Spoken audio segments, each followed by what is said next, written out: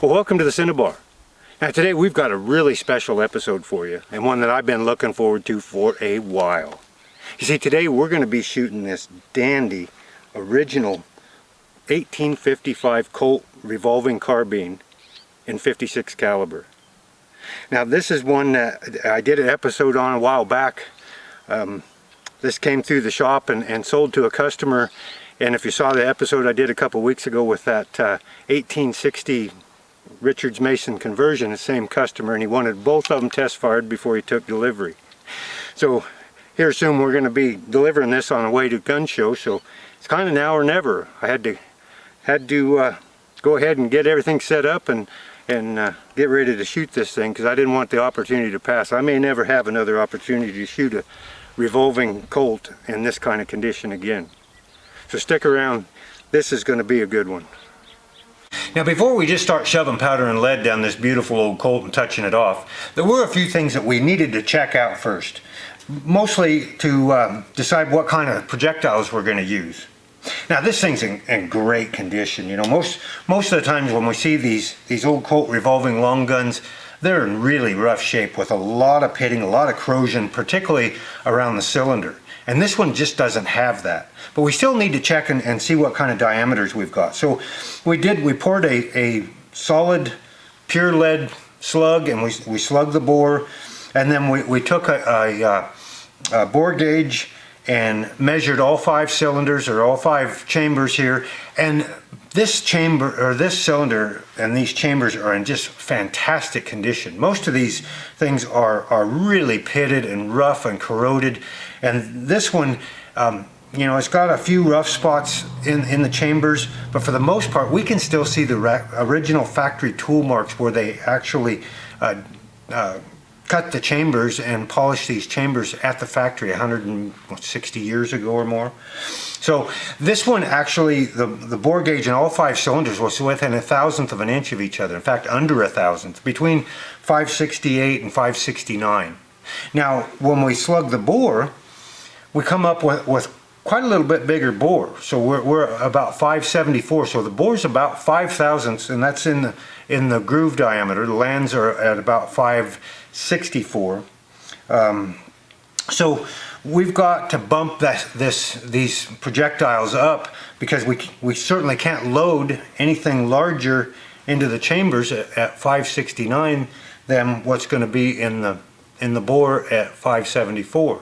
So we're going to have to drop some pure lead and then bump it up with our black powder load to fill those grooves. Fortunately for us, we have an original Colt bullet mold, and this one's in fantastic condition. Colt's patent 56 caliber bullet mold. It has spots for both a round ball and a conical bullet. So we've got a dual cavity mold, one for a round and one for conical. Now the round ball is quite a little bit lighter. They weigh about 290 grains, and the conical bullet is about 470. So gives us a couple of options, both as far as the type of bullet and the weight of the bullets.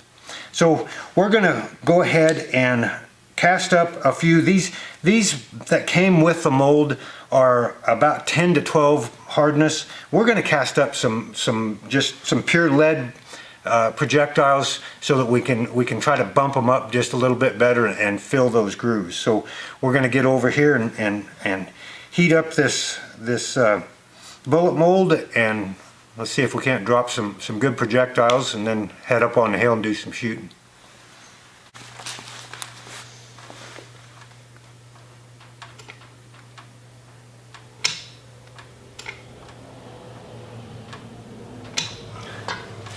Okay, so we're going to drop a few of these, just enough so that we got some for test firing.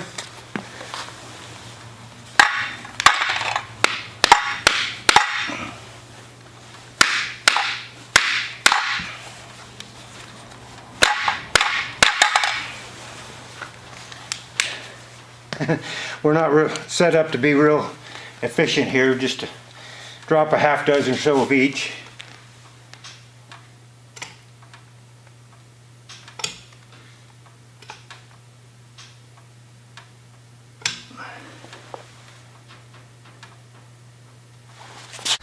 Now here's a closer look at this beautiful revolving carbine. You can see it's got a lot of original factory blue on it.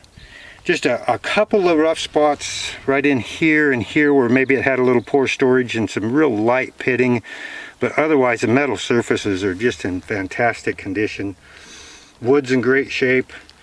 If there's anything that maybe isn't quite right, what I've read is most of the English versions had a brass butt plate and this one's steel, but otherwise just a fabulous example. We can see the English proof marks here and on the cylinder here. You know, mechanically, like we've mentioned before, it's in fabulous condition. You know, almost perfect bore. The chambers are in fantastic shape. But something I really kind of wanted to show you too is the well thought out sight, rear sight that this thing has. Now we've got 3 leafs here, where actually the one stable leaf or stationary, then we've got a 300-yard leaf that pops up this way and a 600-yard leaf that pops up this way. But the really ingenious part of it is, you see there's a little slit right here and here, which makes an aperture, a side aperture, to turn them into peep sights. And this 300-yard has a very narrow aperture, so it barely see the front sight through it. I don't really like that. Might have been good for target shooting. And then the 600-yard leaf, which of course is probably wishful thinking, trying to shoot one of these at 600 yards. But anyway, it's got a little bit larger aperture. So we've got 2 different varieties of peep sight here and 3 different leaves. Really a well thought out sight. Now here's the supplies we're going to be using today, and of course we dropped some pretty good projectiles here, some round balls and some of the conical bullets. They ended up, we hardness tested them, and they're between 8 and 10 on hardness scale, so they're harder than pure lead, but they're soft enough they should bump up just fine. Of course we're using 2F black powder, and our lube is beeswax and tallow. And then we got really lucky finding the percussion caps, because they're difficult to find. These nipples on the English versions of these revolving rifles are a little bigger. But my good friend Chris Lindsay over at Antique Ammo Armory, he just happened to have these, and they were just right. We were both at a gun show, and the tables right next to each other here a week or 2 ago, and I spied those on his table, and I thought, wow, those look just about right, and fortunately they are just the right size. So let's get loaded up and see how this old girl shoots. Okay, since we can't just go to our load manuals and look up a 56 caliber Colt Revolving Carbine loads, we're going to start off with a pretty mild load, 60 grains of double F, and then we'll shoot them through the crony and just kind of see where they're at before we decide on where we go from here. So we're going to load up 1 cylinder with a round ball and another cylinder with a conical projectile, and just see where they end up on the crony.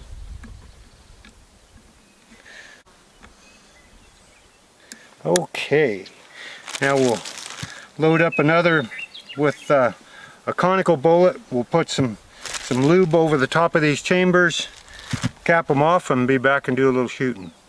Okay, so here we go. We're going to have, first up, we're going to shoot the round ball, and of course remember it's quite a little bit lighter. It's only about 290 grains. We'll see how fast it's going to go. And of course we keep our hands well back in case we have a chain fire. We shouldn't have one, but you just never know.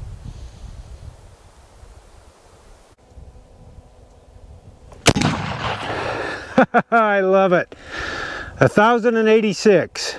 So that's pretty decent. Looks like we're right on for windage and about 4 inches high. if my tired old eyes can see. We're only shooting at about 30 yards. Okay, let's see what happens with this heavier conical ball. Should be a little slower, maybe a little lower on the target.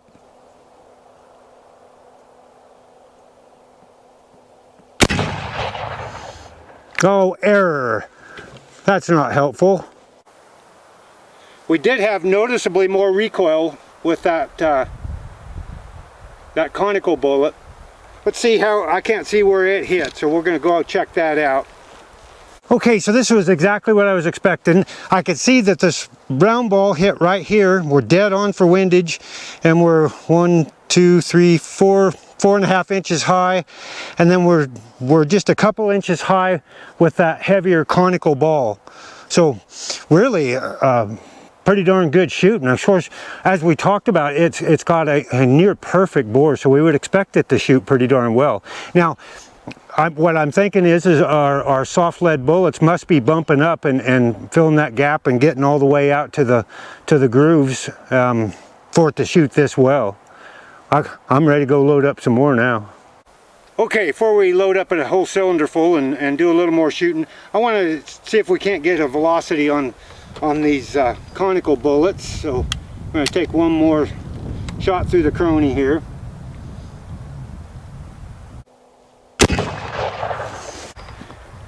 And I forgot to put my earplugs in, and boy, that hurt.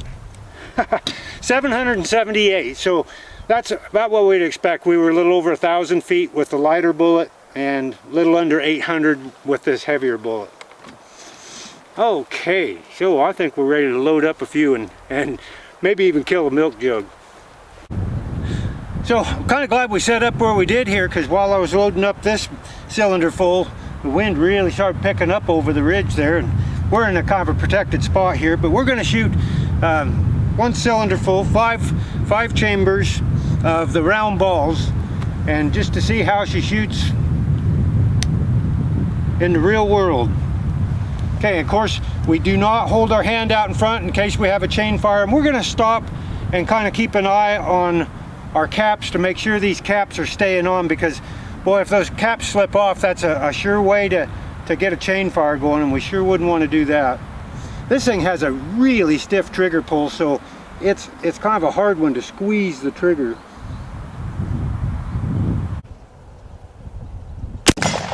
Wow, there we go. We got steel.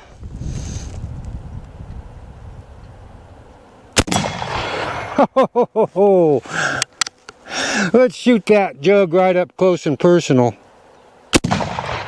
Oh, that did the number.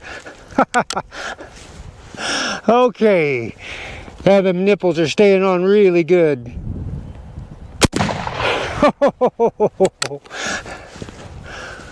Oh, just when I said that one come off.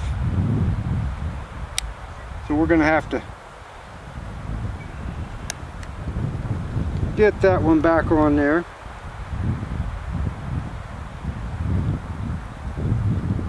There we go. All right, we got one more cylinder. Get it around here. Almost went through without a hiccup. There, it's still on there. We're ready to go. We'll see if we can go 5 for 5. We'll get that last jug shot.